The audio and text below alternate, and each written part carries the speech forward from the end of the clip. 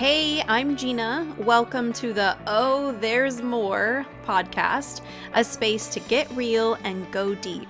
No more just checking the boxes and going through the motions. It's time to live out the beautiful life that God has written for you. In today's episode, we'll talk about what goodness looks like even when things feel anything but good, so that you don't miss out on God's goodness. I'm sure we've all been in situations where it's hard to find the good. Things are difficult. Things don't make sense. They feel like they're even falling apart. So let's dig into the full scope of what the goodness of God really means, because I think we can actually miss it if we have a limited definition of what goodness means. And I don't think that I have to go into explaining goodness in a way that everybody clearly knows, in terms of receiving something that we desired in our hearts or having favor upon us for things to turn out the way that we desired. That kind of goodness isn't something that we need to have explained to us, right? We just know when something is good. But what about when the goodness of God looks like the opposite? What about the times where we've had a plan, a perfect way for things to go, and they turned out completely different, and they feel like anything but good? The times where we lose a relationship or we end up in a position in life that feels like we've regressed or went backwards 1,000 steps. Recently, as I was in prayer, God prompted me to start praying that His people would see Him and His goodness, even when it didn't look or feel good. And I knew exactly what He meant. See, I'm coming out of a difficult season of some really deep healing that needed to happen. I would probably go so far as to say that the last 9 years have included healing, but the last 7 or so weren't the same frequency and depth of things being pulled out and healed the way that they've been in the past year or 18 months. So, short recap on the story. God called me to sell my home, move me and my sons into an RV, and at that point He would tell us where we were going.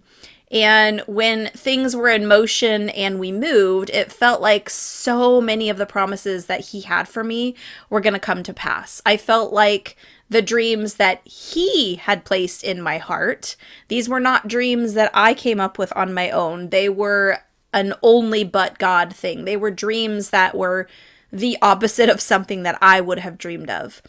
I thought that they were going to be unfolding once we moved. We were going to a place where I was going to get to walk out that call that I felt that He had over my life with hurting women. And I thought that we were moving to a place where we would finally see what it meant to be in family with others. I'm sure there are many of you that have experienced being in a church or other kind of group setting where you don't really feel like you're doing life together.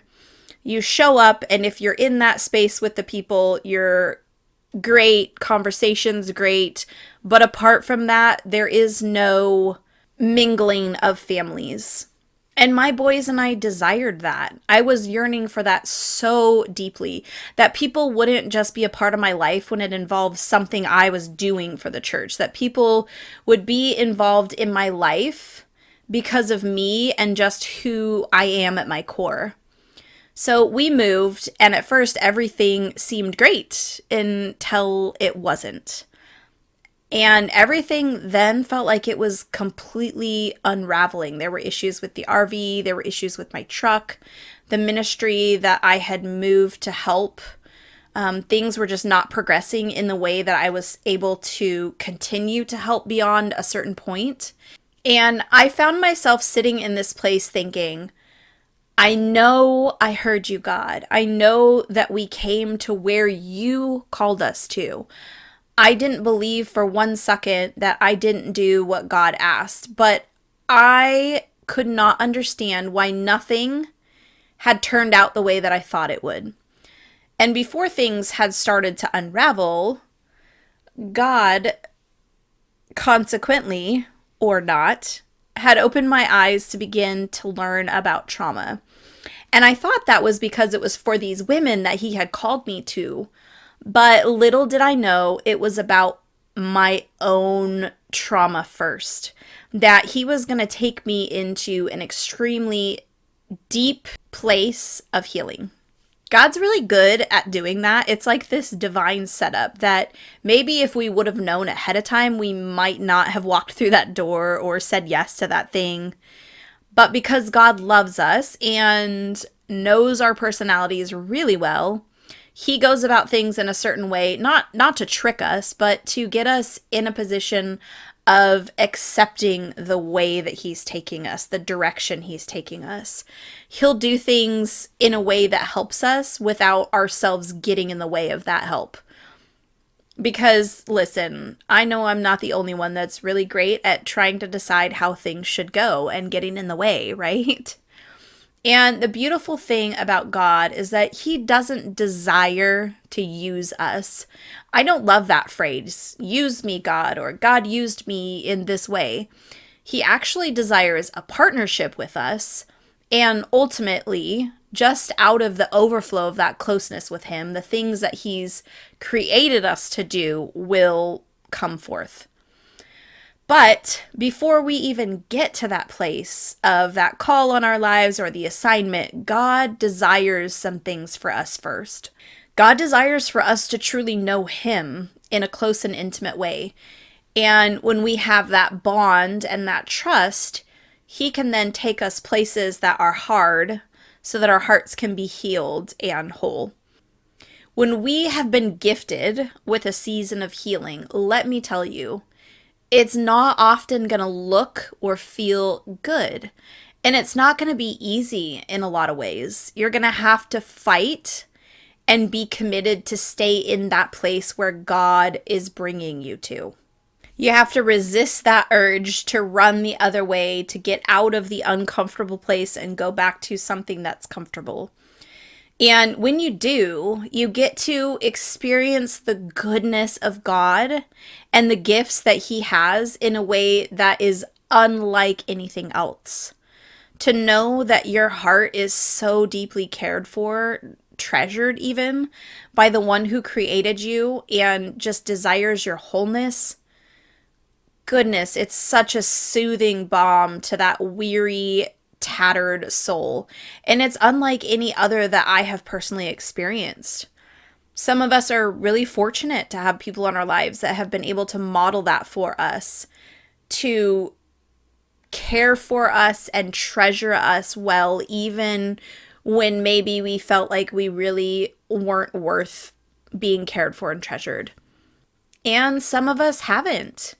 But experiencing that level of care with God is healing in such a profound way.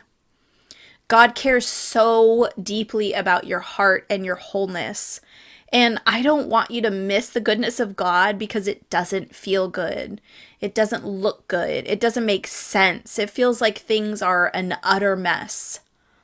Coming to a place of understanding what God's goodness looks like in this kind of way that feels quite the opposite brings depth and understanding to Romans 8:28 in a whole new way.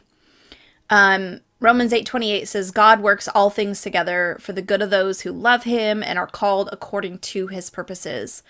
And at least for me, I would tie it to looking back and thinking of the messes that were made by others or situations that turned out differently than expected and how God would turn them into good.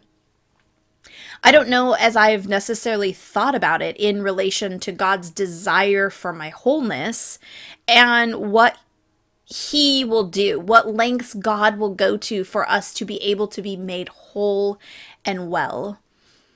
There was a moment where I was having a conversation with God and I just said, I feel like I'm getting left behind. Like everything I've worked so hard to do in terms of growing in my relationship with God and knowing him and following him and laying my life down, that I did all of that and it was for nothing because now I'm sitting here in a place that looks very contrary to all of the promises that God has given me. It looks very contrary to what we usually associate with goodness. If you're on the outside looking in, you may think that my life is the opposite of going well or blessed by God. And what God showed me was just such a beautiful confirmation of this place that He intentionally brought me to. He showed me that where I am is exactly where I need to be, because there were things that He was working out for my good, things that could not stay in me, mindsets, beliefs, hurts that cannot stay. They can't remain because of where God wants me to go next. And in His goodness, He won't let us run ahead of Him. He doesn't want us to go into something for the sake of the mission, so to speak, that would lead us into destruction because we're not prepared or properly healed. Our beliefs weren't fixed on His truth in some places that they needed to be. The pause, the season of healing, is maybe one of the greatest gifts that I've ever received from God aside from my salvation. It's His goodness and His faithfulness on full display. And it's character building on a whole nother level. And if we're willing to stay in the uncomfortable places, if we're willing to let God show us the places that need healing, the lies that we're believing that are not grounded in His truth, something really beautiful is given the space to take place. And some of the things that He revealed to me have been really wild, because there are things that I understand intellectually. And this goes back to another episode where I talked about knowing something intellectually versus knowing it in our hearts, or having experiential knowledge of it. So I understand intellectually that we can't do things on our own, that we're made for community and to be in partnership with others. He created us all with different strengths, different gifts, and different weaknesses. So therefore, that means we can't do this life alone. We need other people and their strengths to come alongside us so that we're collectively more able to do whatever it is that is set in front of us. And so I knew that in my head, but I was still living from a place of feeling like I'm doing this on my own. I may have people around me, a family may have taken my sons and I in and brought us into their family in a way that I've never experienced before, but I'm still on my own. And it's taken a year for God to show me that truth in a tangible way so that it would go from my mind to my heart. And I can now see how deep that belief went and how it leaked out into so many other parts of my life. And this is a funny side note. I asked God for people to do life with for my boys and I before we moved. And because I hadn't truly experienced that before, I thought it would look different. So I am in this place, and that's exactly what's happening. And I missed it for a good 9 months. I was living it and not even realizing it. It's such a perfect example of missing the goodness of God because we're expecting things to look and feel one way. And instead, God's got a different way of doing it. Oh, if I could count the number of times that God has done something differently than I imagined that He would. I know I'm not alone in that either. If we will let God bring us into that wilderness season, that deep place of healing, goodness gracious, the things that will change in our heart and our mind and our lives are almost indescribable. There will be a heaviness that you didn't even know you were carrying around, but when it's lifted, you'll realize just how heavy it was. There'll be beliefs that shift and you'll think, whoa, that is crazy that I believe those things. And I didn't even know it because they were so ingrained for so many years. This is why you'll hear that healing is some of the hardest yet holiest work you'll ever do. God will ask you to dive into the deep end with him. And just imagine not being able to swim and being in that deep end of the pool with a swim instructor who's trying to help you. It's a struggle, but the swim instructor is right there with you. You're not in danger, although there may be some alarms in your body going off saying that you are. God is asking, will you get in the deep end with me? I'll be right there with you, and there'll be some moments of difficulty, moments of panic, moments of wanting to just get out and go lay on a lounge chair and sunbathe instead, because that is way more comfortable and fun and relaxing.